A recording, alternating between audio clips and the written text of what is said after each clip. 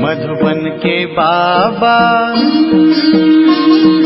मधुबन के बाबा मुरली वाले, आपका क्या कहना, आपका क्या कहना। ओम शांति। आज 28 दिसंबर 2021 के साकार मधुर महावाक्य हैं। आज मीठे मीठे बाप दादा बोले, मीठे बच्चे प्रैक्टिस करो, मैं आत्मा हूँ, मैं आत्मा हूँ, शरीर का भान छोड़ दो।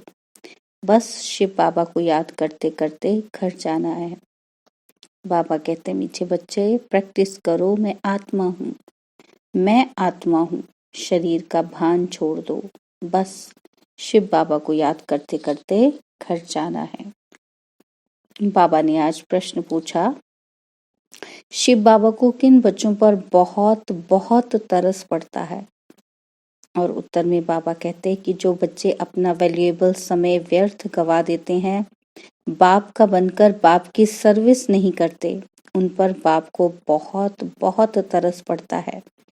बाबा कहते, मेरे बच्चे बने हो तो फर्स्ट ग्रेड बनकर दिखाओ। ज्ञान रत्न जो मिलते हैं उनका दान करो। आज मुरली का गीत है, तकदीर जगाकर आई हूँ। ओम शांति। जैसे बाबा ज्ञान का सागर है, बच्चों को भी सृष्टि के आदि मध्य अंत का ज्ञान समझाते रहते हैं और चित्रों के ऊपर भी अच्छी तरह समझाते रहते हैं।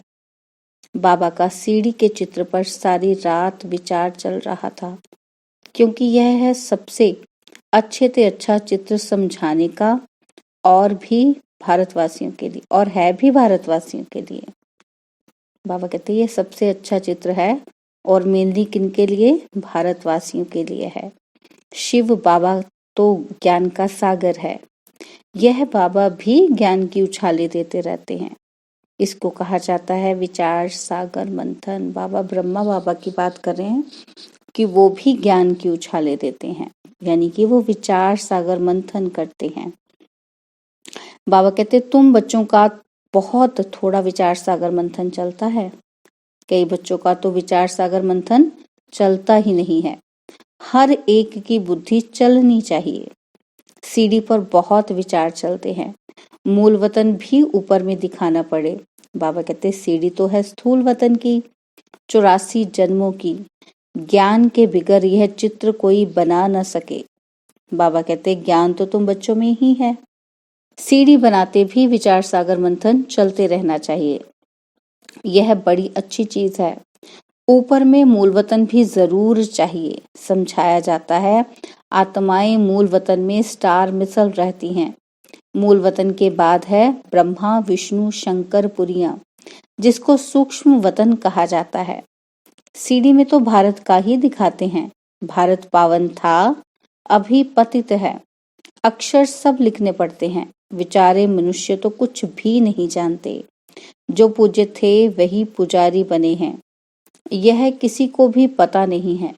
बाबा कहते, तुम्हारे में भी नंबरवार हैं जो जानते हैं। राजधानी स्थापन हो रही है, कोई तो बहुत अच्छी रीति पुरुषार्थ करने लग पड़ते हैं। बाबा कहते, मैं आत्मा हूँ, ये पुरुषार्थ करते हैं, शरीर को जैसे भूल जाते हैं और कुछ दिखाई नहीं पड़ता, क्योंकि समझाया जाता है कि तुम अपने को आत्मा समझो, शरीर का भान टूट जाए। कहते हैं ना, आप मुए मर गई दुनिया। शिव बाबा को याद करते करते अपने घर जाना है। इस अवस्था को जमाने में ही मेहनत है। सीढ़ी पर भी समझाया जाता है कि भारत में आदि सनातन देवी देवता धर्म था, तो सुख शांति पवित्रता थी। अभी मनुष्य दुखी हुए हैं तो घर को याद करते हैं। कोई को भी इस सीढ़ी के चित्र पर समझाना बहुत अच्छा है। सीढ़ी के आगे जाकर बैठ जाएं तो भी बुद्धि में रहे कि हम भारतवासियों ने 84 जन्म लिए हैं, 84 जन्म सिद्ध करने हैं। फिर इस हिसाब से समझाया जाता है, जो आधा कल्प के बाद आते हैं उनके जरूर कम जन्म होंगे। सारा दिन बुद्धि में ये ज्ञान टपकता रहे। सत्युग त्रेता में संपूर्ण निर्विकारी पूज्य थे, फिर विकारी पुजारी बने। विकारी बनने के कारण ही अपने को हिंदू कहलाते रहते हैं, और कोई ने अपना नाम नहीं बदला है, हिंदुओं ने ही बदला है। अभी तुम बच्चों को यह ज्ञान मिलता है। ज्ञान सागर बाबा तुमको नया ज्ञान दे रहे हैं। सीढ़ी के चित्र पर बहुत बच्चों को ध्यान देना है।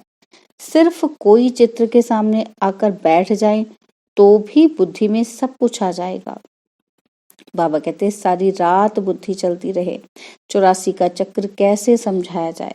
आधा कल्प है रावण राज्य, बाद में जो आने वाले हैं वह यह ज्ञान उठाएंगे ही नहीं। बाबा कहते सतयुग त्रेता में आने वाले ही उठाएंगे। जिनको सतयुग त्रेता में आना ही नहीं है वे यह ज्ञान उठाएंगे भी नहीं। अभी तो भारत की कितनी संख्या है। सतयुग त्रेता में होता है एक बच्चा एक बच्ची, पिछाड़ी में थोड़ी गड़बड़ होती है, परंतु विकार की बात नहीं। रावण राज्य होता ही द्वापर में।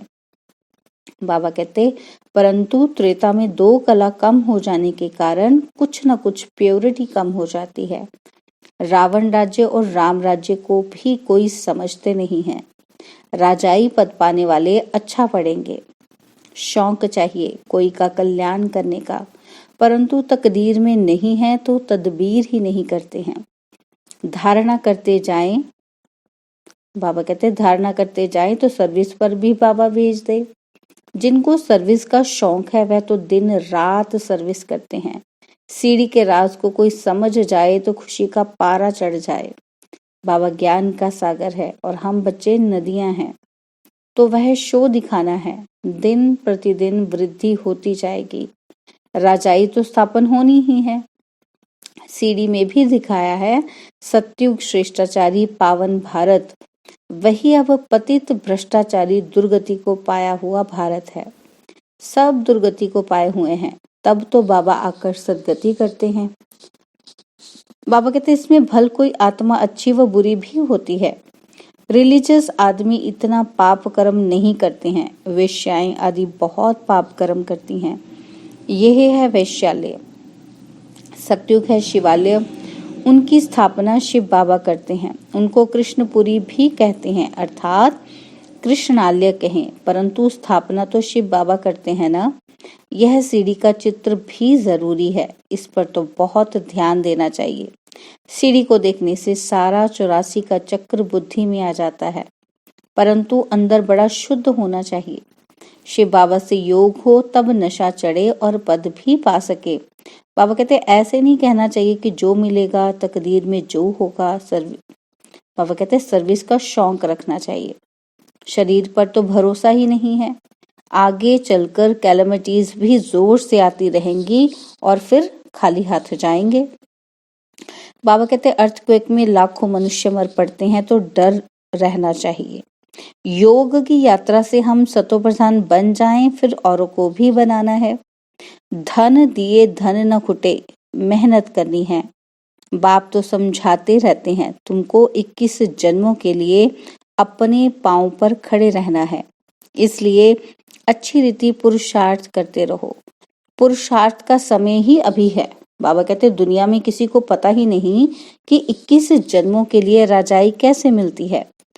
तुम इस सीढ़ी पर बहुत अच्छी रीति समझा सकेंगे। 84 जन्म कैसे हैं, ऊपर में लिखा हुआ भी है।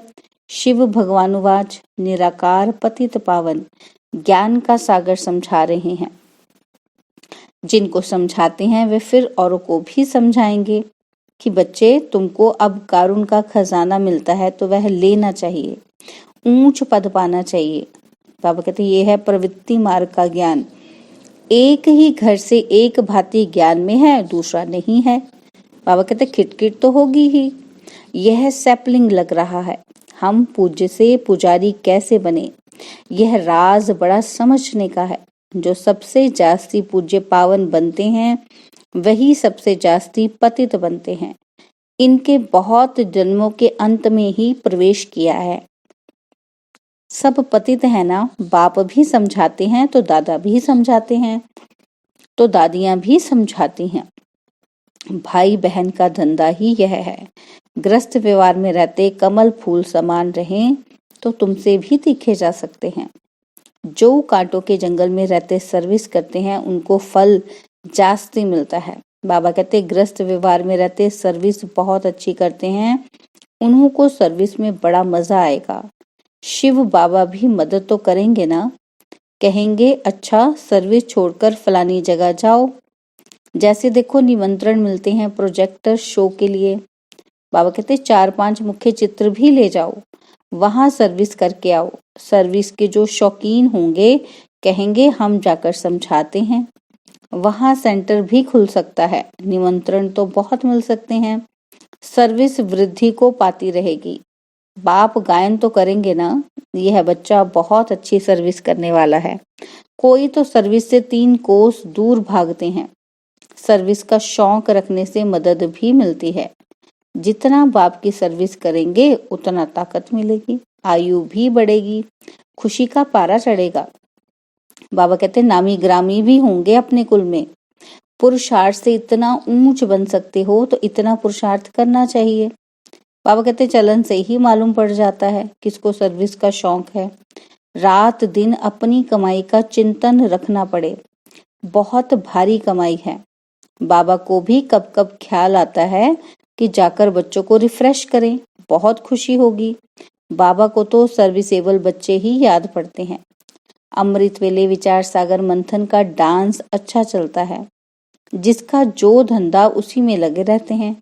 सवेरे में विचार सागर मंथन चलता है। बच्चों को भी पहले तो मुरली अच्छी रीति धारण करनी पड़े, रिवाइज करें, तब फिर आकर मुरली चलाएं। आगे बाबा रात को 2 बजे उठकर लिखते थे, फिर सवेरे मम्मा मुरली पढ़कर फिर चलाती थी। भल मुरली हाथ में ना भी लेवें तो भी अच्छी चला सकते हैं। जिन जिन बच्चों को मुरली पढ़ने और उस पर चिंतन करने का शौक है वह सर्विस करते रहेंगे। बाबा कहते हैं मुरली पढ़ने से जाग पड़ेंगे। यह मुरली छपने का काम तो बहुत जोर से चलेगा, टेप का भी काम बहुत बढ़ जाएगा, मुरली विलायत तक भी जाएगी। कोई की बुद्धि में बैठ जाए तो एकदम नशा चढ़ जाएगा। बाबा कहते उठते बैठते 84 का चक्र बुद्धि में फिरता रहेगा। कोई की बुद्धि में तो कुछ भी नहीं बैठता है, खुशी का पारा ही नहीं चढ़ता है। बाबा कहते तुम्हारा तो सारा दिन धंधा ही यह रहना चाहिए, यह है ऊंचे ते ऊंचा धंधा। बाबा को व्यापारी भी कहा जाता है ना, यह अविनाशी ज्ञान रत्नों का व्यापार कोई विरला करे। सारा दिन बुद्धि में यही फिरता रहना चाहिए और खुशी में मस्त रहना चाहिए। बाबा कहते ये खुशी है सारी अंदर की, आत्मा को खुशी होती है, ओहो हमको बाबा मिल गया है। बेहद के बाप ने 84 जन्मों की कहानी सुनाई है। बच्चे बाप का टीचर का शुक्रिया मानेंगे ना। स्टूडेंट टीचर द्वारा पास होते हैं तो फिर टीचर को सौगात भी भेज देते हैं। तुम बच्चे जानते हैं बाबा हमको ऊंच पढ़ाई पढ़ाते हैं, जिससे हम विश्व के मालिक बन जाते हैं। यह पढ़ाई है बहुत सहज, परंतु पूरा ध्यान नहीं देते हैं। बाबा कहते फर्स्ट क्लास नॉलेज है, इसको समझने से कारुण का खजाना मिलता है भविष्य में। कमाल है ना। बाबा कहते हर एक बच्चा समझ सकता है कि हम किस ग्रेड में हैं। सारा मदार है सर्विस पर। बाबा तो कहेंगे 3rd ग्रेड से निकल 1st ग्रेड में आ जाओ, तब कुछ पद पा सकेंगे। 21 जन्मों की रिजल्ट निकल जाती है। बाबा को तो तरस पड़ता है, व्यर्थ समय गवाते हैं। बाबा समझाते हैं ड्रामा प्लान अनुसार मुझे आना पड़ता है सदगति देने के लिए। यह है ही दुर्गति की दुनिया। पूछो तुम दुर्गति में हो तो कहेंगे हमारे लिए तो यहाँ ही स्वर्ग है, हम तो स्वर्ग में बैठे हैं। यह बुद्धि में नहीं आता है कि स्वर्ग सत्यु को कहा जाता है। बाबा कहते बड़े बड़े पंडित विद्वान हैं, किसी की भी बुद्धि में नहीं आता कि यह तो पुरानी आयरन एज्ड दुनिया है। बाबा कहते बड़े घमंड से बैठे हैं, कितना भक्ति मार्ग का जोर है। भक्ति का तो बहुत पंप है। कुंभ के मेले पर लाखों मनुष्य जाते हैं, यह है अंतिम पंप। माया इस तरफ आने नहीं देती है, चूहे मिसल फूंक देती है, सारा खून चूस लेती है। अच्छा मीठे मीठे सिकिलदे बच्चों प्रति माता पिता बाप दादा का याद प्यार और गुड मॉर्निंग। रूहानी बाप की रूहानी बच्चों को नमस्ते। हम रूहानी बच्चों की रूहानी बाप दादाजी को दिलवा जान सिकवा प्रेम से नमस्ते। ओम शांति। प्यारे बाबा, मीठे बाबा, मेरे बाबा, शुक्रिया बाबा, शुक्रिया बाबा, शुक्रिया बाबा। धारणा के लिए मुख्य सार है। पहला पॉइंट है, सवेरे सवेरे उठकर विचार सागर मंथन करना है। मुरली पढ़कर उस पर चिंतन करके धारण करना है। अविनाशी ज्ञान रत्नों का व्यापार करना है। और सेकंड पॉइंट है, सर्विस का बहुत बहुत शौक रखना है। शरीर पर कोई भरोसा नहीं, इसलिए 21 जन्मों की कमाई अभी ही जमा करनी है। और बाबा ने वरदान दिया कि साइलेंस की शक्ति द्वारा अपने रजिस्टर को साफ करने वाले लोकप्रिय प्रभु प्रिय भव। साइलेंस की शक्ति द्वारा अपने रजिस्टर को साफ करने वाले लोकप्रिय प्रभु प्रिय भव। जैसे साइंस ने ऐसी इन्वेंशन की है जो लिखा हुआ सब मिट जाए, मालूम ना पड़े, ऐसे आप साइलेंस की शक्ति से अपने रजिस्टर को रोज साफ करो तो प्रभु प्रिय व दैवी लोकप्रिय बन जाएंगे। सच्चाई सफाई को सभी पसंद करते हैं, इसलिए एक दिन के किए हुए व्यर्थ संकल्प व व्यर्थ कर्म की दूसरे दिन लीक भी न रहे। बीती को बीती कर फुल स्टॉप लगा दो तो रजिस्टर साफ रहेगा और साहेब राजी हो जाएगा। स्लोगन है, व्यर्थ संकल्प करना व दूसरों के व्यर्थ संकल्प चलाने के निमित्त बनना, यह भी अपवित्रता है। व्यर्थ संकल्प करना व दूसरों के व्यर्थ संकल्प चलाने के निमित्त बनना, यह भी अपवित्रता है। ओम शांति। और अब यह एक बहुत अच्छी वीडियो भी जरूर देखें।